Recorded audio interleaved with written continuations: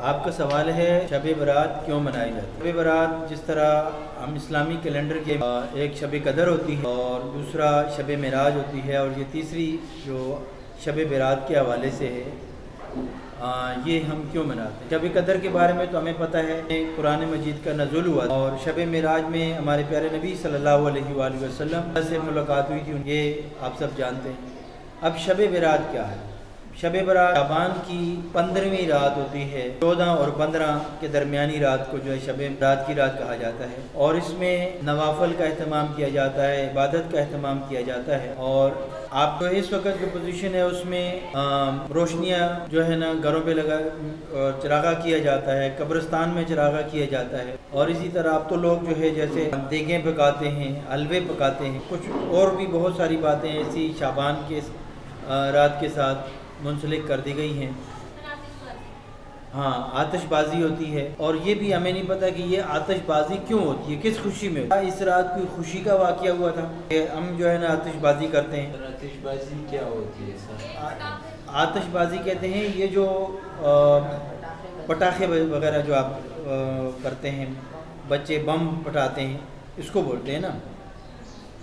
تو اسی طریقے سے اور بھی بہت سارے ایسے کام ہیں جو ہم نے اس رات کے ساتھ منسلک کیے ہیں۔ تھوڑا سا سوچیں کہ اگر شب برات کی رات کو پٹاخے بجانے تو کس خوشی میں کرنا ہے؟ اللہ تعالیٰ ہمیں بخش دیں گے پٹاخے بجانے یا حلوے پکانے سے بخش دیں گے، یا کوئی ایسا ہم اہتمام کرتے ہیں کہ جیسے بہت بڑی خوشی کی رات ہوتی ہے۔ لیکن اس رات کے بارے میں جو ہم نے اپنے بزرگوں سے سنا ہے یا ہم نے پڑھا ہے، جو میں اس حوالے سے آپ کے ساتھ نالج کو ڈسکس کروں گا۔ اس رات جو ہے کہتے ہیں کہ اللہ تعالیٰ صلی اللہ علیہ وسلم کے زمانے سے جو ایک احادیث کی روشنی میں آتا ہے کہ دفعہ حضور صلی اللہ علیہ وسلم شعبان کی 15ویں رات تھی، قبرستان میں تشریف لے گئے جنت البقیع میں، اور حضرت عائشہ صدیقہ رضی اللہ تعالیٰ عنہ ان کو ڈھونڈتی وہاں تک پہنچی، تو آپ صلی اللہ علیہ وآلہ وسلم نے وہاں پر ان سے بات جو ہے مشورہ کی۔ آپ صلی اللہ علیہ وسلم نے فرمایا کہ اس رات اللہ تعالیٰ اپنے خاص فضل کرتے ہیں اور بخشش کا اعلان کرتے ہیں کہ ہے کوئی جو مجھ سے بخشش چاہنے والا۔ تو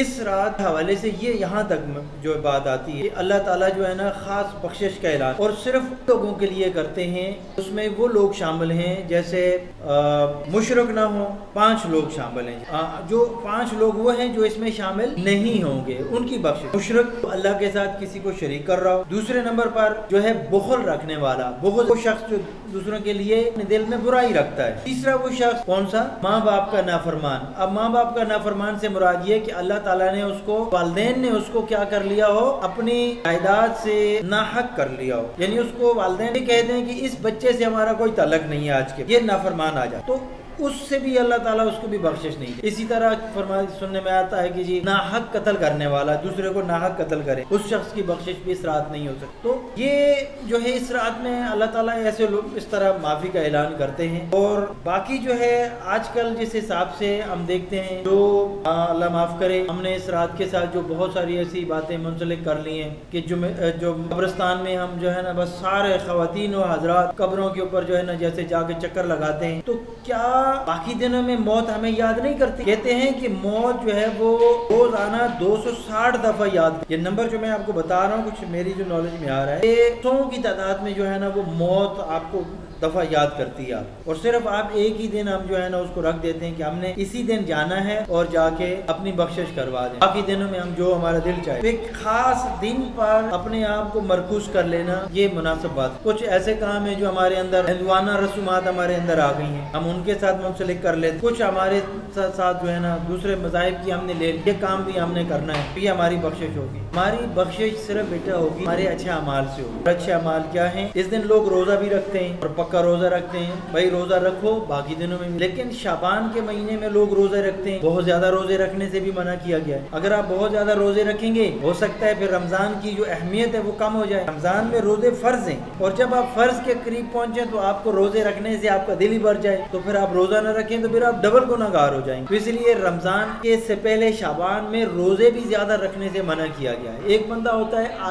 رکھتا ہے عادتاً رکھتا ہے ہر سال اہتمام کرتا ہے تو پھر تو ٹھیک ہے, لیکن یہ نہیں ہے کہ رمضان میں شعبان کے مہینے میں ہم بہت سارے روزے رکھ لیں, رمضان آئے تو ہم تھک جائیں بس چھوڑ دیں.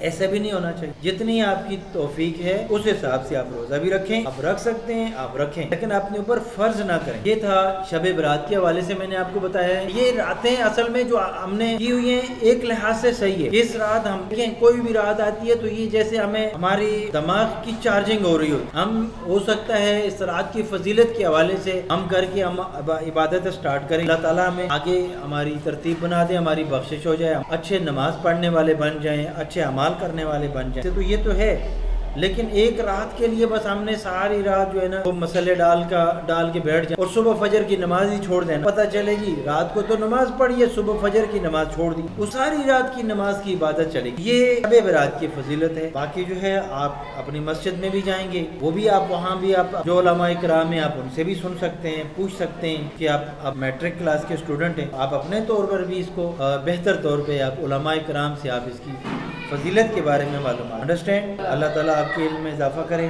آمین ثم آمین. Thanks for watching. Don't forget to like the video. And don't forget to subscribe.